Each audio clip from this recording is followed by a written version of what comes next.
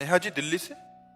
राधे राधे महाराज। गुरुदेव, मेरे माता पिता ने एक सपना देखा था कि मैं एक उच्च पदाधिकारी बनूं। उन्होंने मेरे हर संभव प्रयास किया और मैंने भी बहुत मेहनत की, बट असफलता हाथ लगी। महाराज जी, अब असफलता से डर सा लगने लग गया है, प्रयास करने में भी डर लगने लग गया कि दोबारा असफल हो गई तो तो तिबारा प्रयास करेंगे।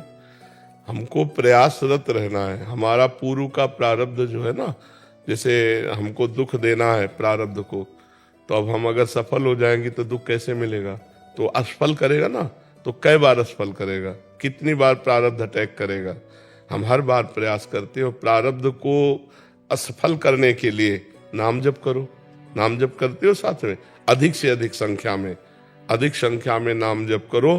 तो जो प्रारब्ध आपको असफल करना चाहता है, आप उस प्रारब्ध को असफल कर दीजिए और आप सफलता प्राप्त कीजिए। मंत्रानुष्ठान में और भगवान के स्तोत्रों में और भगवान के नाम जप में बड़ी सामर्थ्य है। यदि हम भगवान के मंगलमय स्तोत्रों का, जैसे भारी से भारी संकट हो और गजेंद्र मोक्ष का पाठ करें रोज, तो भारी से भारी संकट निवृत्ति हो जाएगी। धन चाहिए तो ऐसे स्तोत्र हैं जिनके गायन करने से धन की प्राप्ति होती है।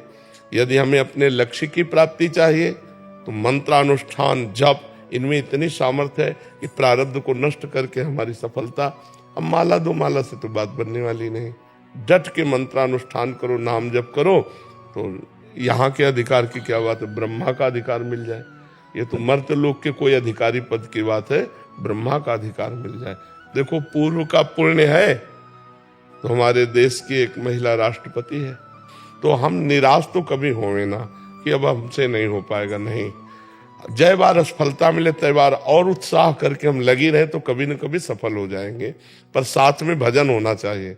अगर तप नहीं है, भजन बल नहीं, तो किसके बल से आप प्रारब्ध को दबा करके आगे बढ़ेंगे? वो भजन बल ही होता है। इसलिए खूब भजन कीजिए, नाम जप कीजिए और भगवान से प्रार्थना कीजिए, तो कभी न कभी तो सुन ही लेंगे। महाराज जी, मन में भय हो गया है कि असफलता के डर की वजह से और उसकी वजह से जो माता पिता को दुख होता है, उनका जो चेहरा देखना पड़ता है। देखो, इस पे ध्यान नहीं देना चाहिए। इस पे ध्यान नहीं देना चाहिए। वो तुम्हारे हाथ की बात है क्या? अब बच्चे इसी बात को ज्यादा ध्यान देने लगते हैं तो गलत मार्ग में चले जाते हैं। ना हम माता पिता के दुख को देखेंगे, ना स्वयं दुखी होंगे। ऐसे बच्चे तो गलत कदम उठा लेते हैं। बिल्कुल नहीं देख रहे। माता पिता दुखी हैं तो मैं क्या करूं? तुम्हारा प्रारब्ध भोग है।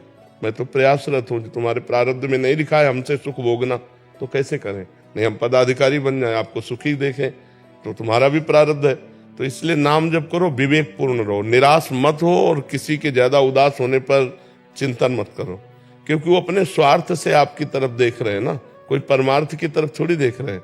स्वार्थ संबंध की अगर मेरा बेटा बेटी पदाधिकारी हो जाता तो वो भी सुखी रहता और मुझे भी सुख प्राप्त होता, यही चिंतन होता ना। तो वो प्रारब्ध के अधीन है। क्या जितना प्रयास करो, जब तक प्रारब्ध क्षीण नहीं होगा तब तक आपको बढ़ने नहीं देगा। कई लोग ऐसे होते, ज्यादा प्रयास नहीं करते, उन्नति को प्राप्त हो जाते हैं, उनका प्रारब्ध उनको सपोर्ट कर रहा है। कई लोग ऐसे बहुत विज्ञ है, बहुत प्रवीण है, लेकिन उनकी प्रवीणता कागज में लिखी रखी, उनके पास हासिल है प्रवीणता, पर उसका लाभ वो नहीं ले सकते, क्योंकि प्रारब्ध जहां कदम रखेंगे वही गिरा देगा। प्रारब्ध पूर्व का पाप कर्म हमारा होता है ना, तो हम इतना भजन करें कि पूर्व के प्रारब्ध कर्म को हम विध्वंस कर दें, तब तो हम आगे बढ़ सकते हैं। नहीं तो बार बार हमें निराशा, और इतनी निराशा हो जाएगी कि फिर जैसे बच्चे फेल हो जाते हैं, उनको लगता है मम्मी पापा डांटेंगे और मित्र लोग उपहास करेंगे, तो इससे अच्छा ऐसा तो कर लो। ये विवेक नहीं है, बुद्धिमानी नहीं है। हमें हर बार प्रयास करना चाहिए, और एक मार्ग में प्रयास निष्फल हो जाए कई बार तो दूसरा मार्ग चयन करना चाहिए। ऐसा नहीं कि आप पदाधिकारी बनकर ही केवल धन कमा सकते हैं। आप व्यापारी बनकर भी तो कमा सकते हैं, आप छोटा काम करके भी तो कर सकते हैं। तो हम देखें कि जिस विषय में बार बार असफल हो रहे हैं तो हमें मार्ग चेंज कर लेना चाहिए, हमें दूसरा मार्ग ले लेना चाहिए। पढ़ लिख करके आप ऐसी नौकरी भी कर सकते हैं जिससे आपको अच्छे पैसे मिल जाएं और आप अपने परिवार का पोषण करें। जरूरी सरकारी पदाधिकारी ही बन करके हम अपने परिवार का पोषण कर सकते हैं? नहीं। तो हमें बहुत गंभीर रहना है, धैर्यवान रहना है और भगवान से जुड़े रहना है। तो हमारी जिंदगी आज नहीं तो कल प्रकाशित हो जाएगी। भगवान कृपा कर देंगे।